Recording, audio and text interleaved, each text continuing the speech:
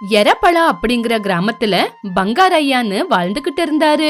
இவரு பூபதி அப்படிங்கிறவர்கிட்ட வேலை செஞ்சுகிட்டு இருந்தாரு. பூபதி ரொம்ப பணக்காரரு.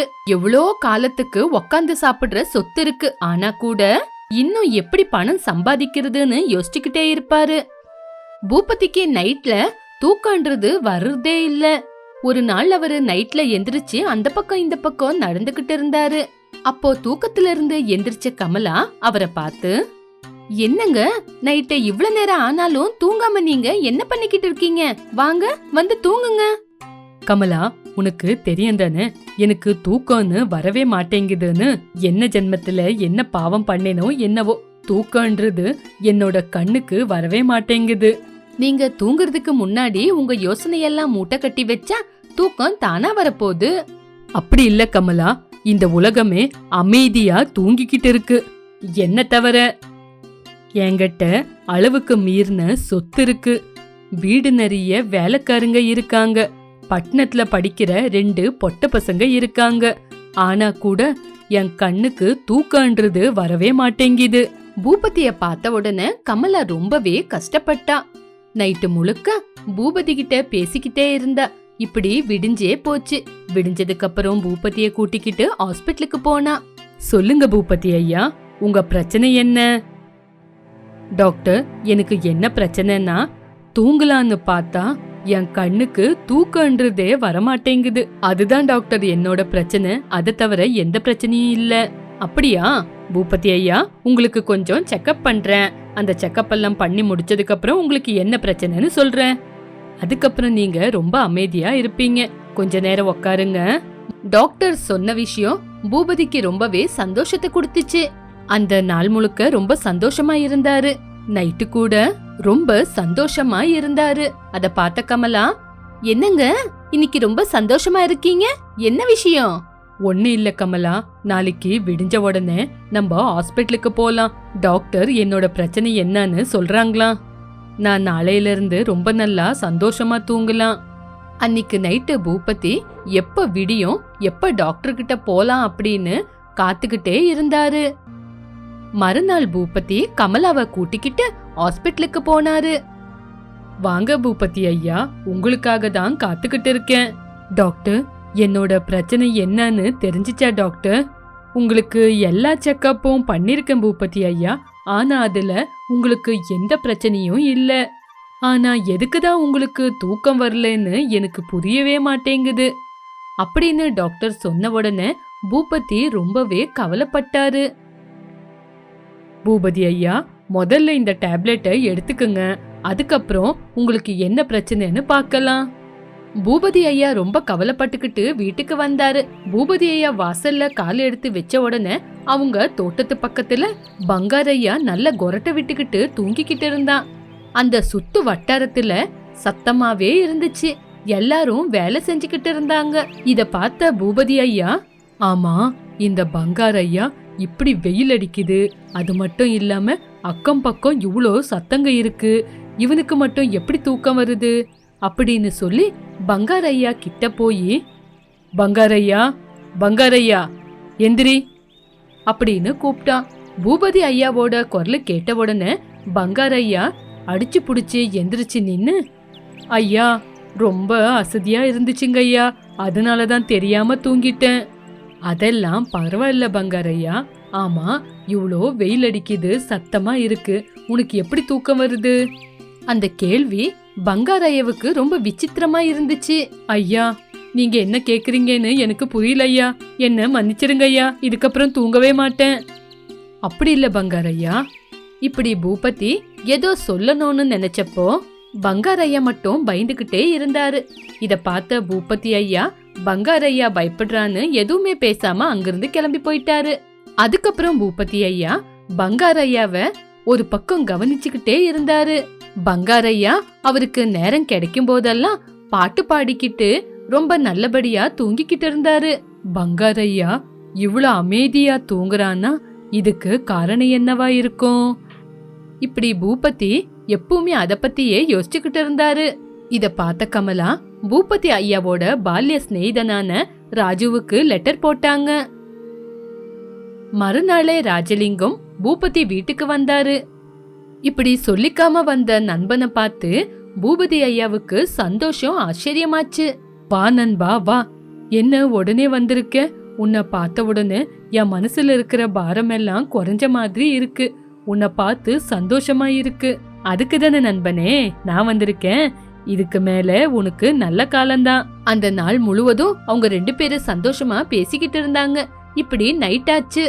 நண்பா, நம்ம பேசி பேசி டைம் ஆனதையே மறந்துட்டோம். வா, நைட் ஆயிடுச்சுல, இப்ப போய் தூங்கலாம், வா போலாம். இருட்டா? இந்த இருட்டு என்னோட எதிரியா மாறி போயிடுச்சு. இருட்டாயிடுச்சுன்னா என்னவோ நரகத்துல இருக்கிற மாதிரி தோணுது. இப்படி பூபதி கவலைப்பட்டுக்கிட்டு இருந்தாரு. அந்த கவலைய பார்த்த ராஜலிங்கம், என்ன நண்பா, என்னாச்சு?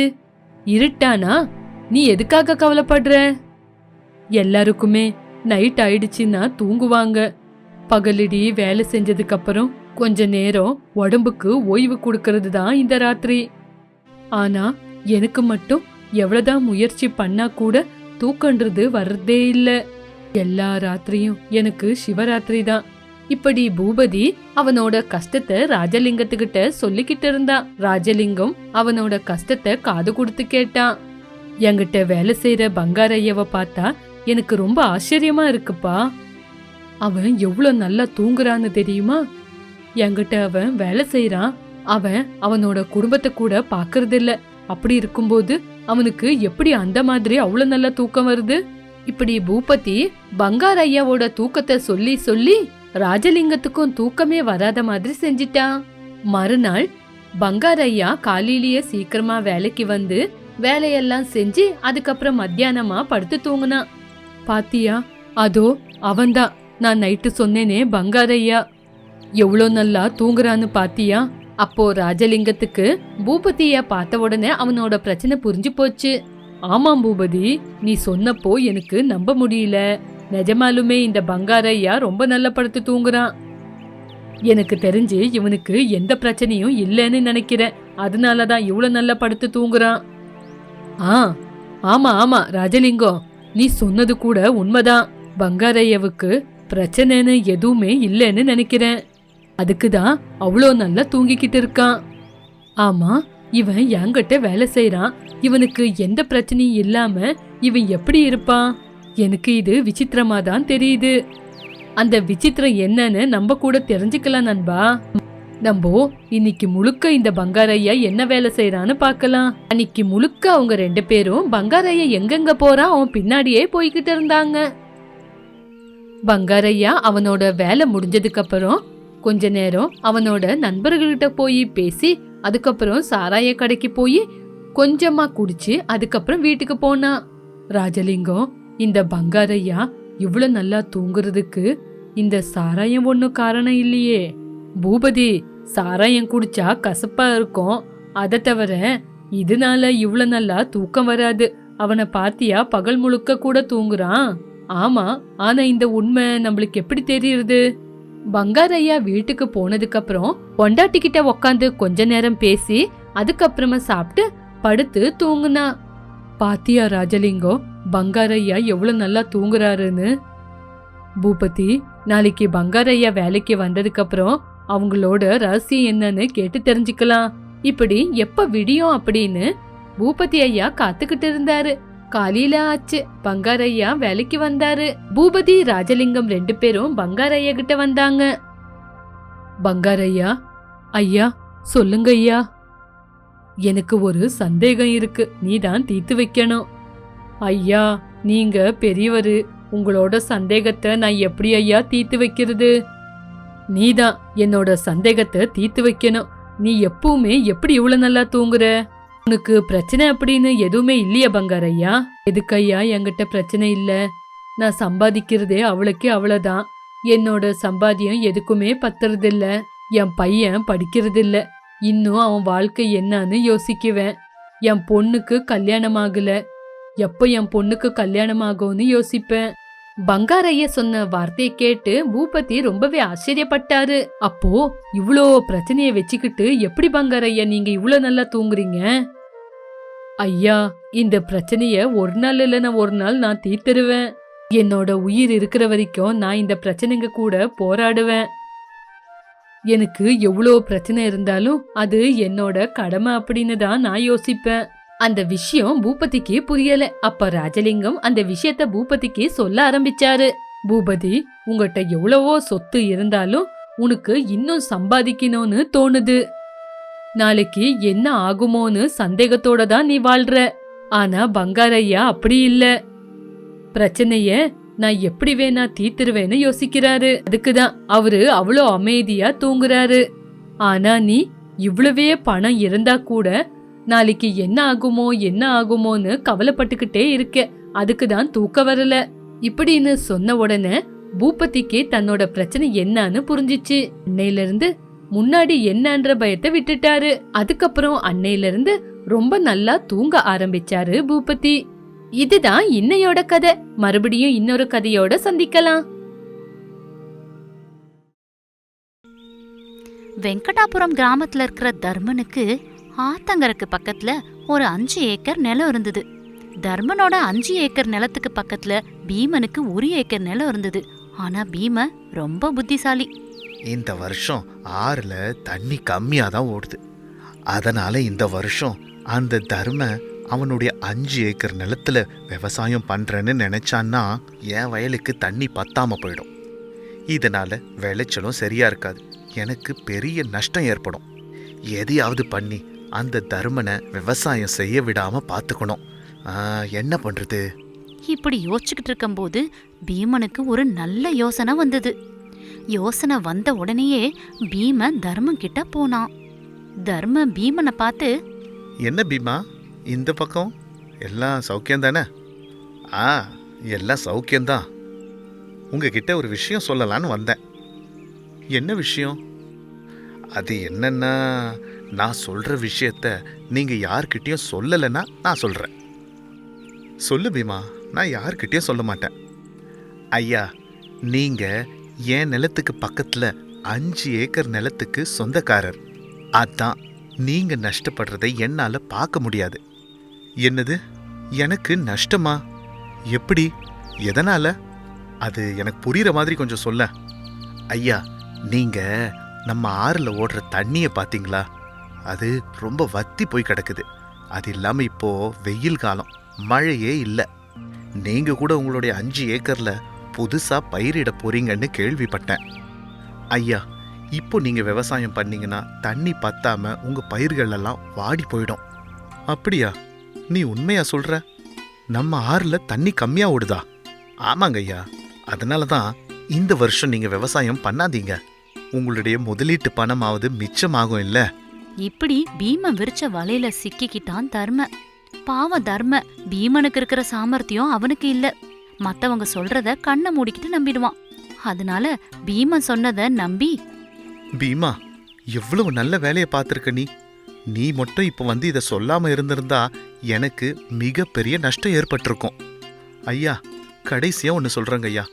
நான் என்னுடைய நிலத்துல விவசாயம் பார்த்துக்கிறேங்க ஐயா. நீங்க நினைக்கலாம், தண்ணியே இல்ல, விவசாயம் பண்ணாதீங்கன்னு என்கிட்ட சொல்லிட்டு இவன் மட்டும் விவசாயம் பண்றேன்னு சொல்றானேன்னு.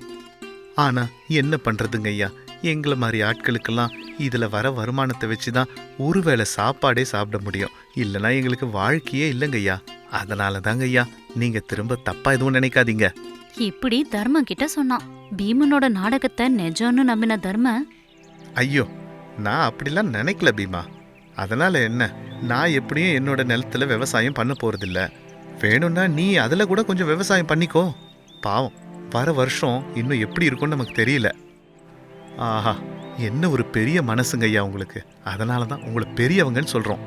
இப்படி பீம தர்மனை புகழ்ந்துட்டு அங்கிருந்து கிளம்பி போயிட்டான். தர்ம எப்படியோ அவனோட நிலத்துல விவசாயம் பண்ண சொல்லிட்டான்றதால இந்த விஷயத்தையே பயன்படுத்திக்கிட்டு பீம, ஆஹா, இன்னைக்கு காலையில யார் முகத்துல முயற்சனோ தெரியல, அதிர்ஷ்ட தேவதை வந்து கதவை தட்டிட்டா. நான் என்னோட 1 ஏக்கர் விவசாய நிலத்துல விவசாயம் பண்ணலான்னு நினைச்சா கடவுள் 5 ஏக்கர் நிலத்தை கொடுத்துட்டாரு. இப்படி நினைச்சு பீம தர்மனோட நிலத்துல கூட விவசாயம் பார்க்க ஆரம்பிச்சான். இந்த வருஷம் விவசாயம் பண்ணி வர லாபத்துல இந்த தர்மனோட பூமியில இருந்து 1 ஏக்கரையாவது வாங்கிடணும். இப்படி யோசிச்சுக்கிட்டே பீமன் விவசாய வேலைய பாத்துக்கிட்டு இருந்தான். தர்மனோட பூமியில விவசாயம் பார்த்துட்டு இருந்த பீமனை பார்த்து அங்க வந்த வீரையன், அது என்ன பீமா, நீ உன் வயல்ல விவசாயம் பண்ணாம தர்மனோட பூமியிலையும் பண்ற? ஏன் அப்படி? இது தப்பு இல்லையா? என்னங்க தப்பு? நான் ஒன்றும் தர்மன் கிட்ட கேட்காம அவருடைய நிலத்துல விவசாயம் பண்ணல. அவரே என் நிலத்துல விவசாயம் பண்ணிக்கோன்னு சொன்னதால தான் நான் பண்றேன். வேணும்னா நீங்களே போய் தர்மனை கேட்டுக்கோங்க. இப்படி சொன்னா பீமன். இரு இப்பவே போய் என்னன்றத நான் கேக்குறேன். இப்படி சொல்லி வீரையன் தர்மனை பார்க்க கிளம்பி போயிட்டாரு. இத பார்த்த பீமன், இந்த கிழமை தர்மன் கிட்ட போய் எண்ணத்தை உளர போறானோ. இரு நானும் பின்னாடியே போய் பார்க்கறேன். இப்படி பீமன் வீரையன் பின்னாடியே தர்மனை பார்க்கறதுக்கு போனான். ஏப்பா தர்மா, என்ன நீ பண்றது? உன்னுடைய நிலத்துல விவசாயம் பார்க்க சொல்லி அந்த பீமன் கிட்ட சொன்னியா? தர்மம் வீரையனையும் அவர் பக்கத்துல இருந்த பீமனையும் பார்த்தான். ஆமாங்க ஐயா, நான் தான் சொன்னேன். ஏன், என்ன ஆச்சு? என்ன ஆச்சா? நீ உன் வயல்ல விவசாயம் பண்ணாம அது எதுக்கு இந்த பீமன் கிட்ட கொடுத்த? ஐயா, அது இப்படி தர்மம் ஏதோ சொல்ல வந்தபோது பீமா அந்த விஷயத்தை யார்கிட்டயும் சொல்லக்கூடாதுன்னு சொன்னது ஞாபகத்துக்கு வந்து வீரையன் கிட்ட உண்மைய சொல்லாம மறைச்சிட்டான் தர்ம. அது ஒன்றும் இல்லைங்கய்யா. இந்த வருஷம் விவசாயம் பண்றதுக்கு என்கிட்ட முதலீட்டு பணம் இல்லை. அதான் இந்த வருஷம் பீமனிய விவசாயம் பார்த்துக்க சொல்லிட்டேன். வேற ஒன்றும் இல்லை. என்னது, உன்கிட்ட முதலீட்டு பணம் இல்லையா? ஆச்சரியமா இருக்கே. அது சரி, உனக்கு பணம் வேணும்னா என்கிட்ட கேட்டிருக்கலாம்ல. சரி விடு, என்னமோ போ. இப்படி சொல்லிட்டு வீரையன் அங்க இருந்து கிளம்பி போயிட்டாரு. பீம தர்மம் கிட்ட போய், நல்ல வேலை பார்த்தீங்க. இல்லைன்னா உங்களை விவசாயம் பண்ண சொல்லி உங்களுக்கு மிகப்பெரிய நஷ்டத்தை ஏற்படுத்திருப்பார். உங்களை மாதிரி பெரியவங்கெல்லாம் இப்பேற்பட்ட ஆளுங்க சொல்றதெல்லாம் கேட்பீங்களா என்ன? இப்படி மறுபடியும் பீம தர்மனை புகழ்ந்து தள்ளினான். அதுக்கப்புறம் இவன் ஒருத்தன் எதையாவது புகழ்ந்தா போதும், எதை சொன்னாலும் நம்பிடுவான். கொஞ்ச நேரத்துல எவ்வளவு பெரிய ஆபத்தாயிருக்கும். கொஞ்சம் விட்டு இருந்தா அந்த வீரையன் எல்லாத்தையும் போட்டு உடைச்சிருப்பான். ஆனா அந்த தர்மனுக்கு கொஞ்சமாவது புத்தி வேணும். இல்லைன்னா நான் சொல்றது எல்லாத்தையும் நம்புவானா? அவனுடைய நிலம் ஓடுற ஆறுக்கு பக்கத்திலேயே இருக்கு. எவ்வளவு நல்லா விவசாயம் பண்ண முடியும்? இப்படி மனசுல நினைச்சுக்கிட்டு அந்த தர்மனை நினைச்சு கொஞ்சம் பரிதாபப்பட்டான் பீம. இப்படி பீம தர்மனை ஏமாத்தி தன்னோட பூமியிலும் விவசாயத்தை பண்ணி நல்ல விளைச்சல பார்த்தான். ஆஹா, 6 ஏக்கர் விளைச்சல்! என் வாழ்நாள்லயே இவ்வளோ விளைச்சல் நான் பண்ணுவேன்னு நினைச்சு கூட பார்த்ததில்ல. எல்லாம் அந்த தர்மனோட தயவு. இன்னொரு புறையும் இதே மாதிரி அந்த தர்மனை ஏமாத்தி அந்த 5 ஏக்கர் நிலத்துல மொத்தம் விவசாயம் பண்ணா அதுல வர லாபம் மொத்தம் எனக்கு தான். இப்படி நினைச்சுக்கிட்டு கொஞ்சம் தானிய மூட்டைகளை பீம தர்மனோட வீட்டுக்கு கொண்டு வந்து, ஐயா, உங்க நிலத்துல நான் விவசாயம் பண்ணி 4 காசு சம்பாதிச்சிருக்கேன். அதனால உங்களுக்கு நன்றி தெரிவிக்கலான்னு கொஞ்சம் நெல் மூட்டைகளை கொண்டு வந்திருக்கேன். இதை நீங்க கண்டிப்பா வாங்கிக்கணும். இப்படி வற்புறுத்தினான் பீம. பீமா, உன் நல்ல குணத்தால நீ என்ன கட்டி போட்டுடுற. உன்ன மாதிரி ஆளு எனக்கு கிடைச்சது நான் செஞ்ச அதிர்ஷ்டம்தான். ஐயோ, அப்படிலாம் சொல்லாதீங்க ஐயா. நீங்க கிடைச்சது தான் என்னோட அதிர்ஷ்டம். இப்படி 2 பேரும் கொஞ்ச நேரம் பேசிக்கிட்டு இருந்ததுக்கு அப்புறமா, ஐயா, நீங்க மறுபடியும் இந்த முறை விவசாயம் செய்யலான்னு நினைக்கிறீங்களா? ஆமா பீமா, போன தடவை தான் தண்ணி இல்லைன்னு சொன்னேன். அதனால தான் விவசாயம் பண்ணாம விட்டுட்டேன். ஆனா இப்போதான் மழை காலமாச்சே. அது மட்டும் இல்லாம முந்தா நேத்து தான் நல்ல மழையும் பேஞ்சுது. அப்புறம் விவசாயம் பண்ணாம எப்படி இருக்க முடியும்? ஐயா, நீங்க மறுபடியும் தப்பு பண்றீங்க ஐயா. நீங்க இன்னும் சரியா வானிலைய கவனிக்கலன்னு நினைக்கிறேன். போன முறை மழை கம்மியா பேஞ்சுது.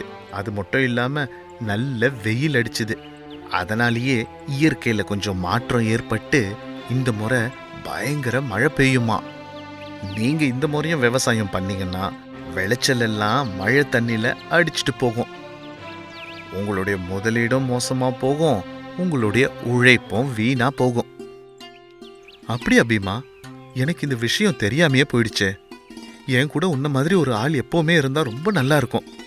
இல்லைன்னா எனக்கு எவ்வளோ நஷ்டம் ஆகும். சரி சரி, இந்த முறை கூட நான் விவசாயம் பண்ண போறதில்ல. வேணும்னா என் நிலத்துல கூட நீ விவசாயம் பண்ணிக்கோ. இப்படி சொன்னான்.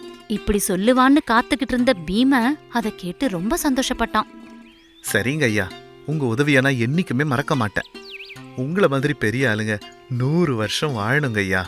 இப்படி யோசிச்சுக்கிட்டு ரொம்ப சந்தோஷமா கிளம்பி வீட்டுக்கு போனா பீமன். அதுக்கு மறுநாள் வீரையன் தர்மன் கிட்ட வந்து, என்னப்பா தர்மா, இந்த முறையாவது விவசாயம் பண்ற எண்ணம் இருக்கா? இல்ல முதலீட்டு பணம் இல்லைன்னு சும்மா இருக்க போறியா? அப்படிலாம் இல்லைங்கய்யா, ஆனா இந்த முறை கூட விவசாயம் பண்ண போறது இல்ல. இப்படி சொன்னான் தர்மன். அப்போ வீரையனுக்கு சந்தேகம் வந்து, என்னாச்சு தர்மா, ஏன் இப்படி பண்ற? எதுக்கு விவசாயம் பண்ண மாட்டேன்னு சொல்ற? இப்படி கோவமா கேட்டதும் அப்ப தர்மன் தான்கிட்ட பீமன் சொன்ன விஷயத்த சொன்னான். அதுக்கு வீரையன், உன்னை நல்ல முட்டாளாக்கியிருக்கான் அந்த பீம. ஆத்தங்கர பக்கத்திலேயே நிலத்தை வச்சுக்கிட்டு விவசாயம் பண்ணாம எப்படிதான் இருக்கியோ? இப்படி அவன் பேச்ச கேட்டு உன்னுடைய பூமியில அவனை விவசாயம் பண்ண சொல்லுவியா? உன்னுடைய இந்த வெகுளித்தனத்தை பயன்படுத்திக்கிட்டு அந்த பீம லாபம் சம்பாதிக்கிறான். இப்படி பீமன் பண்ண மோசத்தை பத்தி தெளிவுபடுத்தினாரு வீரையன். அப்பதான் தர்மன் பீமன் தனக்கு பண்ண மோசடித்தனத்தை புரிஞ்சுக்கிட்டு அன்னையில இருந்து யாரையுமே நம்பாம தானே விவசாய வேலைய பார்க்க ஆரம்பிச்சான் தர்மன். இது இன்னைக்கு ஸ்டோரி. மறுபடியும் ஒரு நல்ல ஸ்டோரியோட உங்களை சந்திக்கிறேன்.